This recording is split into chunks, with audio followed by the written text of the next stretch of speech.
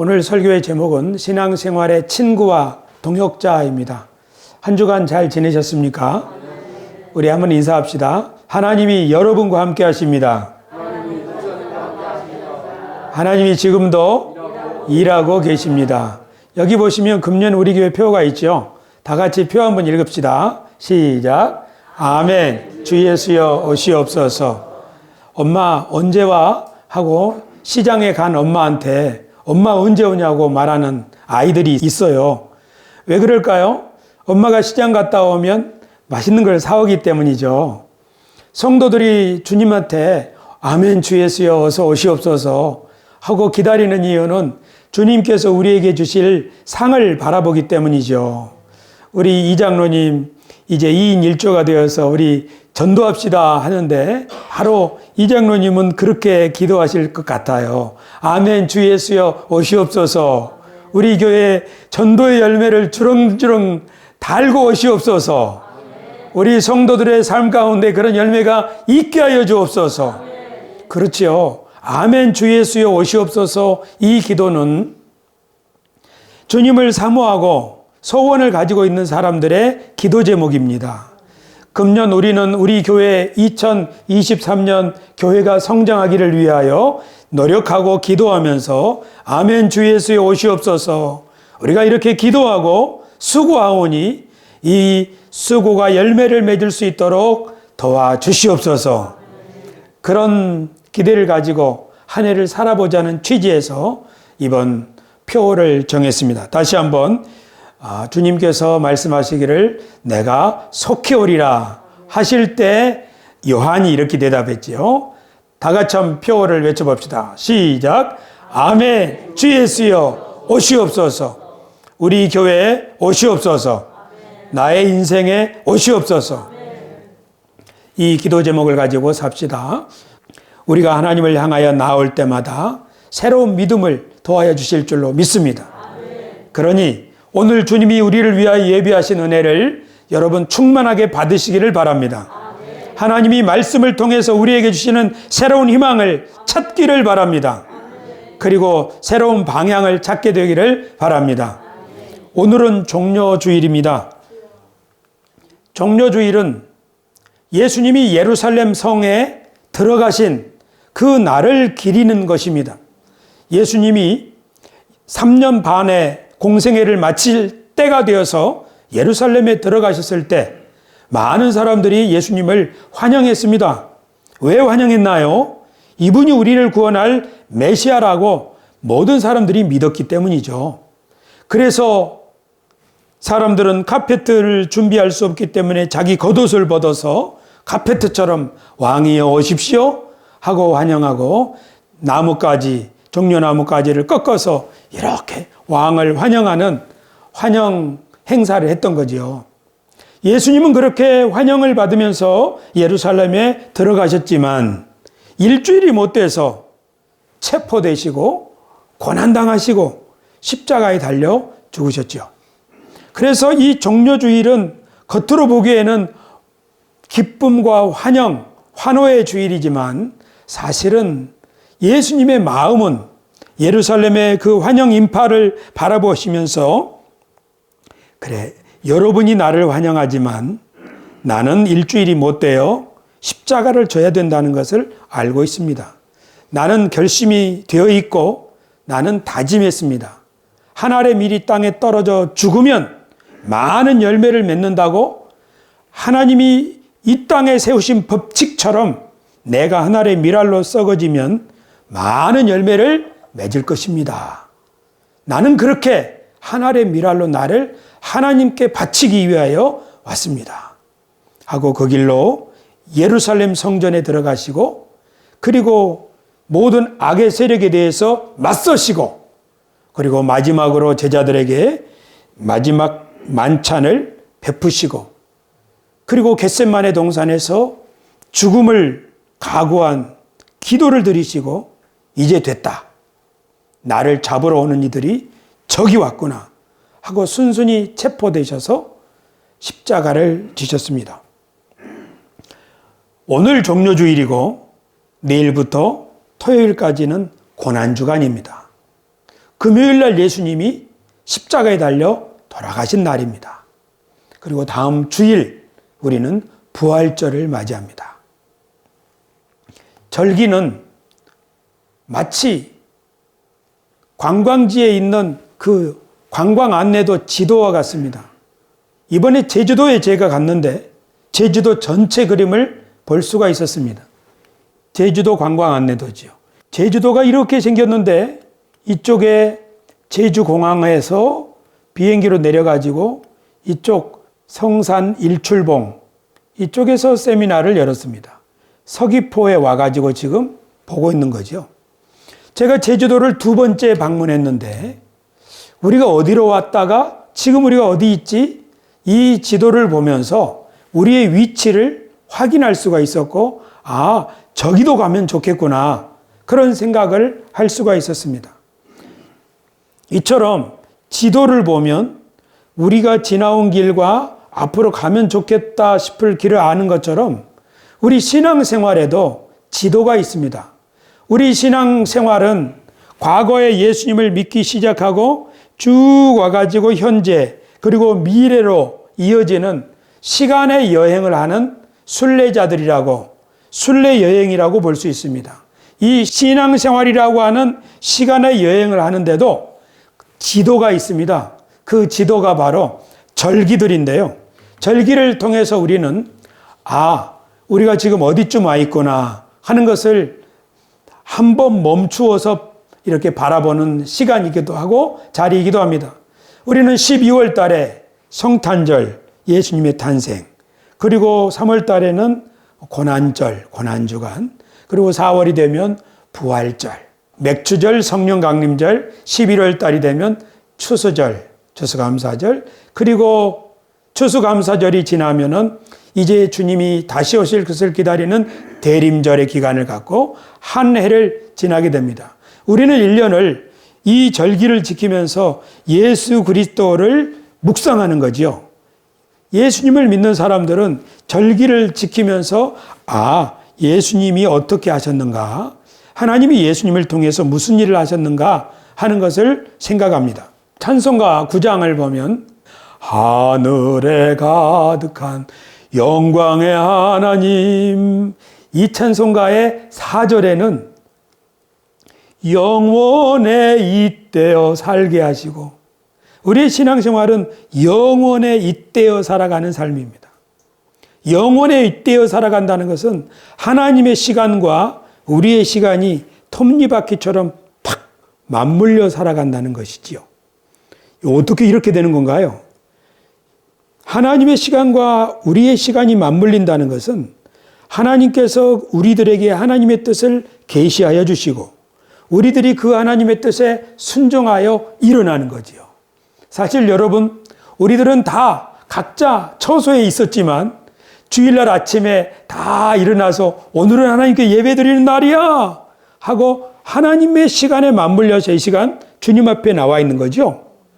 옛날 성전에 하나님의 영광이 가득하고 제사장들은 하나님 앞에 찬송을 올려드릴 때 그 성전은 하늘과 땅이 만나는 자리였던 것처럼 우리 신앙생활은 영원하신 하나님과 유한한 인간이 맞물려서 살아가는 삶입니다.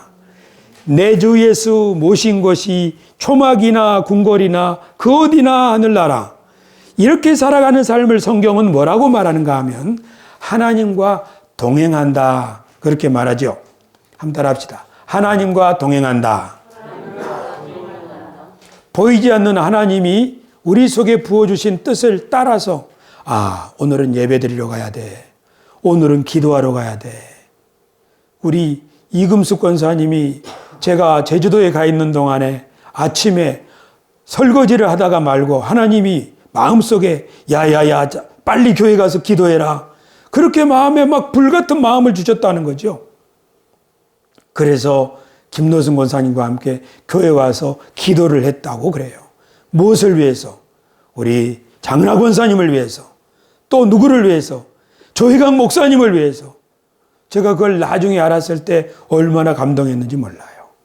신앙생활은 하나님, 영원하신 하나님과 우리가 맞물려 영원에 잇대어 살아가는 삶인데 그것을 우리는 하나님과 동행한다 그렇죠. 성경에 에녹이라는 사람을 이렇게 기록합니다. 에녹은 65세에 무두셀라를 낳았고 무두셀라를 낳은 후 300년을 하나님과 동행하며 자녀들을 낳았으며 그는 365세를 살았더라. 에녹이 하나님과 동행하더니 하나님이 그를 데려가심으로 세상에 있지 아니하더라. 할렐루야.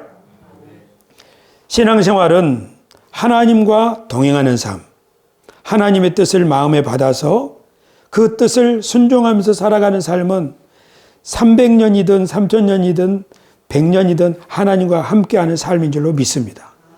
그래서 우리는 하나님이 나와 함께 하십니다. 당신과 함께 하십니다. 이렇게 인사를 하면서 하나님이 내 마음에 부어주신 뜻을 그 뜻을 따라서 하루하루 살겠다고 다짐하는 거죠.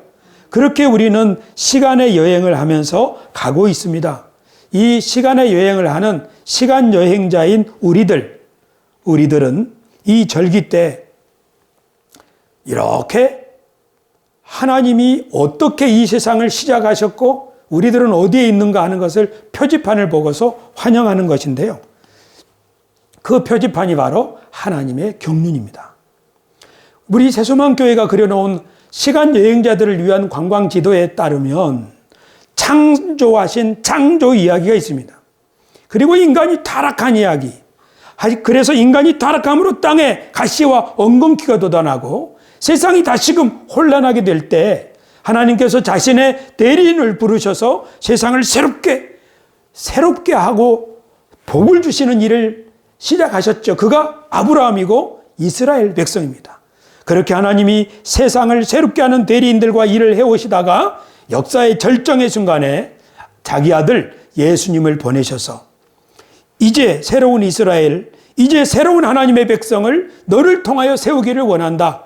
예수님을 이 세상에 보내셨을 때 예수님은 자기의 몸을 들여서 십자가에 고난을 당하시고 그 십자가에 피를 흘리셔서 옛날에 이스라엘 백성들을 애굽에서 하나님이 건지실 때에 어린 양의 피로, 황소의 피로 그들과 언약을 맺으셔서 어린 양의 피로 이스라엘을 죽음에서 건져내시고 황소의 피로 이스라엘을 하나님과 언약한 백성이 되게 하셨던 것처럼 예수님이 우리를 위하여 십자가를 지심으로 그 언약의 피가 우리를 하나님의 백성으로 새롭게 태어나게 하신 날이 바로 고난절이고 부활절인 줄로 믿습니다. 그래서 이 하나님의 시간표를 보면 창조, 타락, 이스라엘, 예수님, 그리고 교회. 우리는 지금 여기 교회의 자리에 있습니다. 하나님께서는 이 세상을 창조하시고 자신의 대리인인 아담과 하와를 필두로 해서 지속적으로 이 세상을 경영하고 계십니다. 그리고 지금은 예수 그리스도를 통하여 우리를 하나님의 자녀, 하나님의 상속자, 그리고 하나님의 제사장으로 우리를 세우셔서 교회를 통하여 하나님은 일하시는데 사도 바울은 교회를 통하여 하나님이 무슨 일을 하시는가? 에베소서 3장 10절에 보면 교회를 통하여 하나님의 각종 지혜를 하늘에 있는 권세자와 통치자들에게까지 알게 하려 하심이라. 즉 하나님의 지혜가 교회를 통하여 온 세상에 드러나게 하신다는 뜻입니다. 그 지혜는 이 세상을 정의롭고 밝게 만들 것이고 또 가난한 사람, 병든 사람을 치료할 것이고 길을 잃은 사람들에게 빛을 비추어주는 그런 등대가 되는 역할일 것입니다. 우리 새소망교회가 바로 그것을 위하여 세우심을 입었고 이 교회를 세우기 위하여 예수님은 피로 값을 지불하시고 자신을 희생하셨으니 고난절, 부활절 이 절기를 통해서 우리는 무엇을 확인하는가요? 우리가 옛날 아담과 하와에게 하나님이 세상을 맡기셨던 것처럼 옛날 이스라엘 백성들에게 내가 너희와 함께하리니 너희는 머리가 되고 꼬리가 되지 아니하며 세상 모든 사람들을 하나님께로 인도하는 제사장 나라가 될 터이니 그렇게 그들과 함께하겠다고 약속하셨던 것처럼 이제 예수님을 통하여 우리를 하나님의 새로운 백성으로 삼으셨구나. 예수님의 피가 우리 교회를 이 땅에 새로운 대리인으로 세우셨구나 하는 믿음을 가지게 되고, 이 뜻을 이루기 위하여 우리가 순종한다면 땅 끝까지, 세상 끝까지 주님이 함께 하시겠다, 그런 믿음을 갖게 되는 것입니다. 그래서 이 절기를 통해서 우리는 우리의 과거를 돌아보고 우리의 현재를 확인하면서, 그리고 장차 주님이 다시 오실 때에 이 모든 것들을 새롭게 만드시는 그날에 우리를 향하여 잘하였도다 착하고 충성된 종아, 그렇게 할 때 나와 함께 왕노릇하리라. 지금은 우리가 왕노릇하는 것이 이만합니다. 우리는 우리 가정에서, 우리 교회에서, 우리 지역사회에서 이렇게 작은 모습으로 믿는 사람의 덕을 끼치고 있습니다. 다윗은 좀 더 크게 왕노릇을 했습니다. 멋지게 말이죠. 사도 베드로도 크게 왕노릇을 했습니다. 하지만 실제로는 로마 제국에 의하여 거꾸로 십자가에 달려 죽고 말았습니다. 성경이 말하는 왕노릇은 하나님을 대신해서 통치하는 것입니다. 이 세상에서의 왕노릇은 더 큰 권세를 가지고 자기 마음대로 부리는 것입니다. 그러나 성경이 말하는 왕노릇은 하나님이 주시는 지혜와 은혜를 가지고 세상을 살리는 것입니다. 할렐루야. 주님께서 내가 오는 날 너희는 나와 함께 왕노릇하리라 하셨을 때 그 의미는 예수님께서 하신 것처럼 우리들도 이 새롭게 된 세상에서 이 세상 모든 만물을 생명으로 충만한 땅이 될 수 있게 지혜와 은혜로 다스리게 된다는 의미인 줄로 믿으시기를 바랍니다. 그 일을 위해서 지금 우리는 기도하고 예배하고 격려하고 있습니다. 우리가 더 뜨겁게 기도하고 더 충만한 은혜를 힘입으면 우리의 왕노릇은 더 힘있게 나타나게 될 줄로 믿습니다. 이것이 바로 교회의 부흥이죠. 성도들이 이처럼 시간의 여행자가 되어서 하나님께서 시작하신, 그리고 우리를 부르신 이 여행을 장차 완성하실 텐데, 그 완성을 향하여 나아가는 이것을 어떤 사람들은 항해에 비유하기도 합니다. 하지만 이 신앙의 여행에는 승리자와 실패자가 있습니다. 성공하는 사람도 있고 실패하는 사람도 있습니다. 사도 바울이 말하기를 어떤 사람은 실패했다고 말합니다. 데마는 이 세상을 사랑하여 나를 버리고 데살로니가로 갔고, 데마라고 하는 여행자, 데마라고 하는 사람은 이 세상을 사랑하여 사도 바울을 섬기다가 사도 바울과 동역하다가 데살로니가로 가버렸다는 것이죠. 그레스게는 갈라디아로, 디도는 달마디아로 갔고 누가만 나와 함께 있느니라. 내가 올 때 마가를 데리고 오라. 그가 나의 일에 유익하니라. 여기 한 사람은 실패한 사람입니다. 그가 바로 데마입니다. 데마는 예수님을 믿다가 순례 여행을 가다가 세상을 사랑하여 이것을 포기해버린 사람입니다. 더 이상 하나님이 주시는 약속을 바라보지 않고 하나님이 주시는 공동체 안에 자기 마음을 모으지 않고 이탈해버린 것이죠. 그러나 마가는 데마처럼 똑같이 사도 바울과 동행하다가 전에 사도 바울을 떠났었지요. 하지만 이 마가는 뜻을 돌이켜서 다시 한번 하나님 앞에 신실한 종으로 회개를 했습니다. 그래서 지금 사도 바울이 말하는 거죠. 마가를 데려오라. 그가 나의 일에 유익하니라. 우리들도 때때로 신앙생활하면서 낙심할 수도 있습니다. 그러나 뜻을 돌이켜 하나님 앞에 바로 서면 그도 다시 하나님 앞에 쓰임받을 수 있다는 사실을 기억해야 하겠습니다. 또 디모데전서에도 이런 말씀이 있습니다. 우리 같이 한번 읽겠습니다. 시작. 믿음과 착한 양심을 가지라. 어떤 이들은 이 양심을 버렸고 그 믿음에 관하여는 파선하였느니라. 여기 파선한단 말, 이 말은 배가 항해를 하다가 바다에 빠져서 침몰해서 더 이상 항해를 할 수 없게 된 것을 말하죠. 우리의 이 신앙 여정에는, 우리가 하나님의 뜻을 쫓아 나아가는 길에는 방해하는 세력이 있습니다.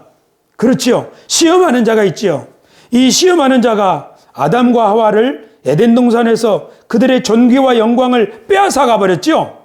이 시험하는 자가 아브라함의 조카 롯의 눈을 미혹해서 하나님이 기뻐하시는 땅을 바라보기보다는, 약속을 바라보기보다는 눈에 좋은 것을 쫓아가는 그런 사람에 대해서 불심판을 받겠지요. 이 시험하는 자가 옛 언약의 백성인 이스라엘 백성들도 광야를 지나는 동안에 하나님이 예비하신 약속을 바라보고 소망을 가져야 할 텐데, 당장 눈앞이 힘드니까 눈앞의 현실에 무릎을 꿇고 그 신앙 여정을 실패하고 저버리는 사람들이 되게 했습니다. 우리들의 신앙 여정에는 이 방해하는 세력, 강한 자가 있습니다. 그가 우리의 믿음을 빼앗아가고 우리의 꿈을 빼앗아가고, 제가 강단에서 힘있게 설교하지 못하도록 저를 억누르고 있습니다. 요새 우리 권사님들이 목사님 조금 더 기도하십시오. 목사님 기도가 부족합니다. 그렇게 저를 권면해 주셨어요. 저는 그 권면이 무슨 뜻인지 이해합니다. 무슨 뜻이냐 하면, 목회자 한 사람을 땅에 떨어뜨리면 성도들에게 희망을 줄 수 있는 사람이 없잖아요. 사방으로 으르렁거리는 사자처럼 저를 삼키기 위해서 사도 베드로께서 말씀하시기를, 사자처럼, 마귀가 우는 사자처럼 두루다니며 삼킬 자를 찾나니, 그런데 거기 덧붙이기를, 세상에 있는 너희 형제들도 동일한 고난 당하고 있는 줄 알미라. 너는 믿음을 굳게 하여 저를 대적하라. 그러니까 저만 시험하는 것이 아니라 우리 모두를 시험하고 있다는 사실을 우리는 기억해야 하겠습니다. 누구를 시험하는 건가요? 뜻을 세우고 하나님의 약속을 붙들고 나아가려는 사람. 그 사람을 시험하는 거죠. 그래서 이 싸움을 싸울 때에는 어떤 사람은 승리하고 어떤 사람은 실패하는데, 이 싸움에서 승리하려면 우리에게는 친구가 필요하고 동역자가 필요합니다. 오늘 설교 말씀의 본문이 이것입니다. 전도서 4장 12절 같이 한번 읽겠습니다. 읽습니다. 한 사람이면 패하겠거니와 두 사람이면 맞설 수 있나니 세 겹줄은 쉽게 끊어지지 아니하느니라. 한 사람이면 패한다는 거죠. 하지만 두 사람이면 맞설 수 있다는 거죠. 세 겹줄은 쉽게 끊어지지 않는다는 말이죠. 이게 뭡니까?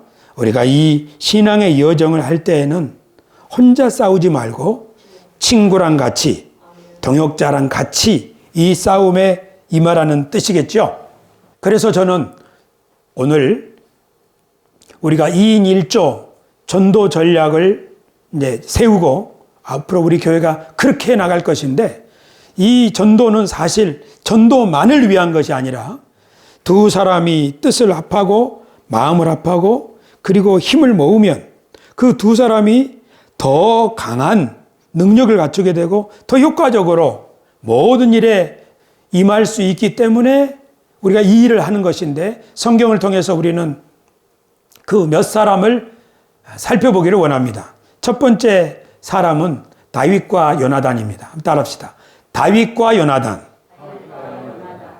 이 두 사람은 매형 처남 사이입니다. 요나단의 아버지가 사울이죠. 그리고 다윗은 사울 왕의 사위입니다. 그래서 이 둘은, 한 사람은 매형이고 한 사람은 처남이죠. 그런데 이 두 사람은 친구처럼 서로 가까이 지냈습니다. 다윗이 살해의 위협을 받아가지고 목숨이 위태로울 때 요나단이 다윗을 보호해 주었습니다. 그리고 나중에 요나단이 전쟁에서 죽었을 때 요나단의 유일한 혈족, 요나단의 아들, 그 아들 장애를 가지고 있죠. 무비보셋이라는 아들을 다윗이 데려다가 궁궐에서 왕자처럼 돌보아 줬습니다.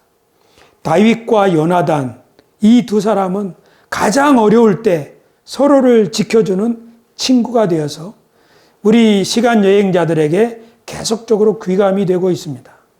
친구는 가장 어려울 때 도움을 줄 수 있는 사람입니다. 신앙생활에도 친구가 필요하죠. 두 번째 모델은 여호수아와 갈렙입니다. 이 두 사람은 함께 애굽에서 힘든 종 생활을 했습니다. 노예 생활을 했습니다. 그리고 그곳에서 나올 때 이 두 사람은 각 가문의 대표자로 뽑혀서 가나안 땅을 정탐하는 정탐꾼이 되었습니다. 그런데 10명의 정탐꾼들이 부정적인 보고를 하므로 백성들이 실망하자 여호수아와 갈렙 이 두 사람은 백성들에게 그렇게 실망할 일이 아니라고, 왜 그렇게 나쁜 소리만 하냐고 옷을 찢으면서 안타까움을 표시하면서 백성들을 격려하고 일깨우려고 노력했습니다. 이 두 사람은 각기 다른 가문의 출신이지만 믿음은 하나입니다. 둘이 성격이 어떤지는 모르겠어요. 하지만 이 두 사람이 똑같이 하나님을 사랑하니까 이 두 사람은 서로를 존중해 주게 되죠. 그래서 나이가 들어가지고 여호수아도 할아버지가 되고 갈렙도 늙었는데, 갈렙은 하나님이 여호수아를 그 지도자로 세우신 것을 존중해 주었습니다. 그래서 같은 친구이지만 갈렙은 여호수아를 존중해 주었습니다. 그리고 여호수아는 갈렙이 가지고 있는 비전을 또한 인정해 주었습니다. 갈렙이 여호수아에게 내가 저 산지를 얻고 싶다고, 하나님이 저 산지를 약속으로 주셨다고 하나님 안에서 가진 자신의 비전을 얘기할 때 여호수아는 갈렙의 비전을 존중해 주고 밀어 주었습니다. 얼마나 아름다운 관계인지 모르겠습니다. 이렇게 서로 성격이 어떨지 몰라도 하나님을 진심으로 사랑하는 사람들은 서로에게 좋은 동역의 관계를 이어갈 수가 있습니다. 세 번째 모델은 베드로와 요한입니다. 베드로와 요한은 둘 다 갈릴리 사람들입니다. 그런데 요한의 형은 야고보입니다. 야고보와 베드로는 가까운 친구 사이인 것 같습니다. 그러니까 베드로와 요한은 친구의 동생입니다. 나이 차가 좀 있는 거죠. 그러니까 요한은 베드로를 친형처럼 따랐던 것 같습니다. 야고보는 성미가 워낙 급했습니다. 제일 먼저 순교를 했죠. 어쨌든 성경을 보면 베드로, 야고보, 요한 이 세 사람은 예수님과 항상 같이 다녔습니다. 야이로의 집에도 갔고 변화산에도 올라갔고 심지어 예수님이 겟세마네 동산에서 기도하실 때도 이 세 사람은 함께 했습니다.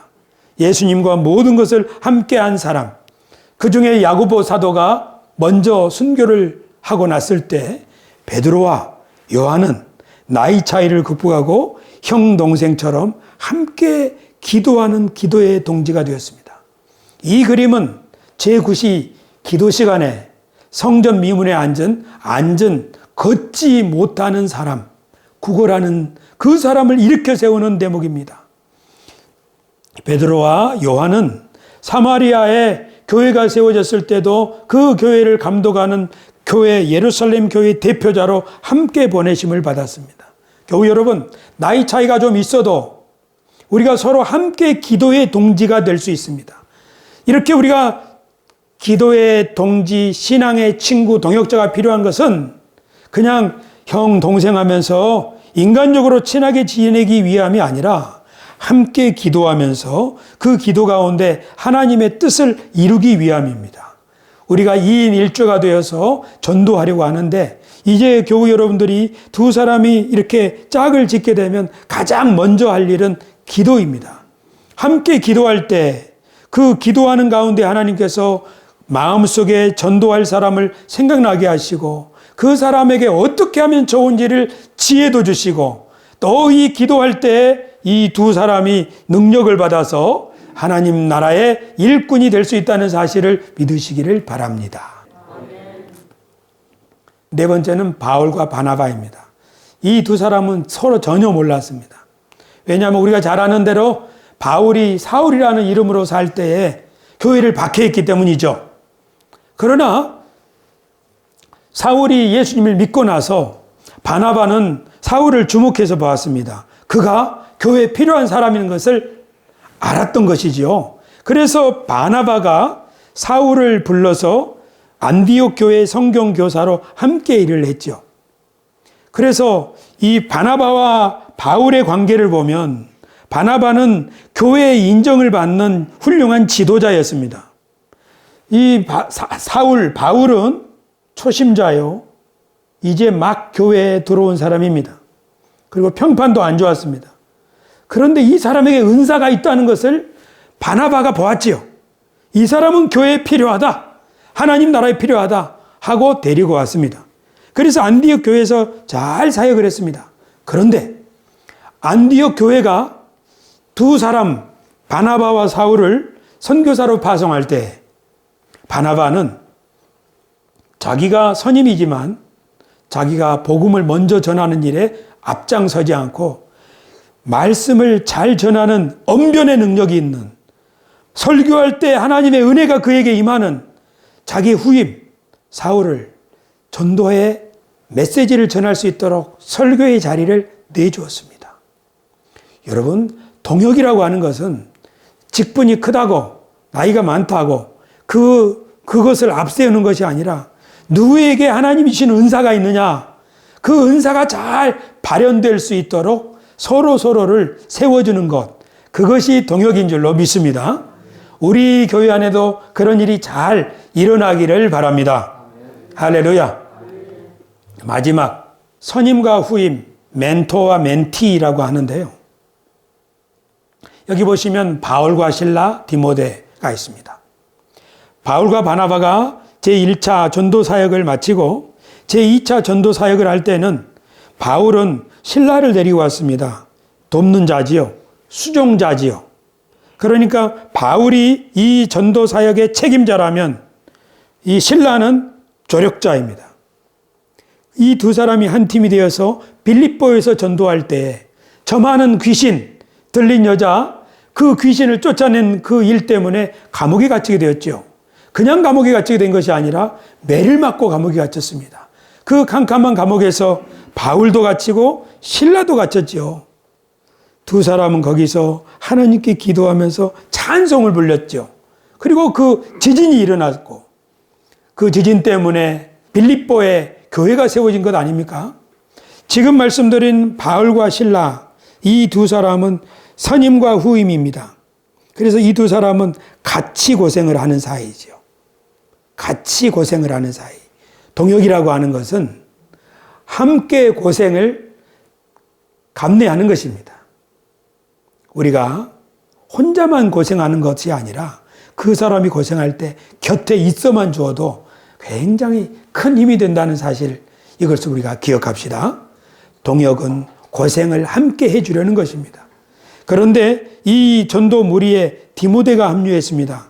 디모데는 사도 바울이 디모데라고 하는 젊은이를 보고 하나님이 이 친구를 부르시고 이 친구를 쓰시겠구나 해서 이 전도단에 합류하겠죠. 그래서 열심히 함께 바울과 실라와 디모데가 복음을 전하다가 베레아에서 전도를 했는데 핍박이 일어나니까 거기 성도들을 실라와 디모데에게 맡기고 바울은 혼자 아덴으로 복음을 전하러 갔습니다. 즉 바울은 새로 믿게 된 예수 믿는 사람들을 돌보라고 자신이 해야 될 책임을 디모데와 실라에게 분담한 거지요. 동역이라고 하는 것은 짐을 함께 나누는 것입니다. 이럴 경우에 선임인 바울이 어떤 사람이고 무엇을 중요하게 생각하는지 후임인 디모데와 실라는 잘 생각해야 됩니다. 바울 선임의 뜻을 잘 받들어서 사역을 해야 되는 거죠. 그래야 나중에 자신이 선임이 되었을 때 또 후임을 그렇게 지도할 수 있는 거죠. 동역의 관계는 다윗과 요나단처럼 친구가 되어서 어려울 때 서로를 지켜주는 사이입니다. 동역의 관계는 여호수아와 갈렙처럼 하나님을 사랑하면서 서로의 지도력을 인정해주고 서로 받은 비전을 존중해주는 것입니다. 그렇죠. 제가 우리 이장로님의 비전을 존중해주는 것처럼요. 하나님께서 이장로님을 통하여 두 사람이 짝지어서 전도를 하면 더 힘을 낼 수 있겠구나 하는 비전을 주셨을 때 이것이 우리 교회를 향한 하나님의 계획이 아니냐, 우리 함께 일에 힘을 모으자 하고 존중해 준 것처럼 말이지요. 이인성 장로님과 저는 여호수아와 갈렙처럼 좋은 팀이라고 저는 믿습니다. 동의하시면 아멘. 이 좋은 팀이 이제 함께 기도하면 드디어 저성을 차지하게 되는 줄로 믿습니다. 할렐루야. 그리고 또 좋은 친구 있죠. 베드로와 요한. 이 두 사람은 나이 차이는 있지만 서로 계속 같이 기도하는 기도의 동무입니다. 그리고 나중에는 실제 교회의 지도자로 함께, 여러분 동역이라고 하는 것은 시간을 같이 해야 됩니다. 같이 밥도 먹고 같이 기도도 하고 같이 시간을 보내야 동역자가 되지요. 그러니까 예루살렘 교회가 베드로와 요한을 교회 대표로 보내지 않습니까? 전혀 생뚱맞은 사람을 보내는 것이 아니라 둘이는 죽이 맞으니, 둘이는 기도하는 사이이니 그들이 가면 일을 원만하게 해결할 수 있다. 그렇게 보내는 것이지요. 우리에게 이런 기도의 동지가 필요합니다. 그리고 누구였죠? 바울과 실라, 디모데. 이건 선임과 후임. 교회에도 장로들이 있습니다. 여기 나이가 든 엘더지요. 베드로 사도는 젊은이들에게 말하기를, 젊은 사람들아 장로들에게 순복하라. 하나님이 때가 되면 너희를 장로가 되게 하시리라 하는 거죠. 때가 되면 너희를 높일 거니까 선임에게 순복하라 하는 것이죠. 이것은 정말 중요한 가르침입니다. 우리는 이제 한 주간 동안 나에게 베드로와 요한은 누구고, 나에게 여호수아와 갈렙은 누구고, 나에게 바울과 디모데와 실라는 누구고, 나에게 다윗과 요나단은 누구일까? 내가 그 친구와 함께 기도하고 그 친구를 위해서 내가 도와주고 그와 힘을 합쳐서 함께 전도할 그가 누구일까? 이것을 우리는 한 주간 동안 생각할 겁니다.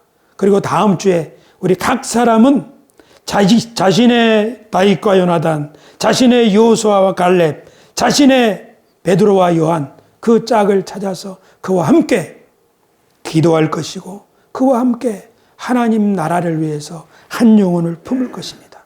어떤 사람들은 더 많은 사람들과 짝이 될 수도 있을 것입니다. 교우 여러분 한 주간 동안 이 짝을 찾기 위해서 기도하시기 바랍니다. 하나님, 나는 누구랑 전도하면 좋은가요? 나 그와 함께 기도하고 전도하기를 원합니다. 그와 함께 좋은 것을 함께 나누기를 원합니다. 그렇게 할 때 우리들의 신앙도 성숙하고 우리 교회도 건강한 모습으로 성장할 줄로 믿습니다. 할렐루야. 기도하겠습니다.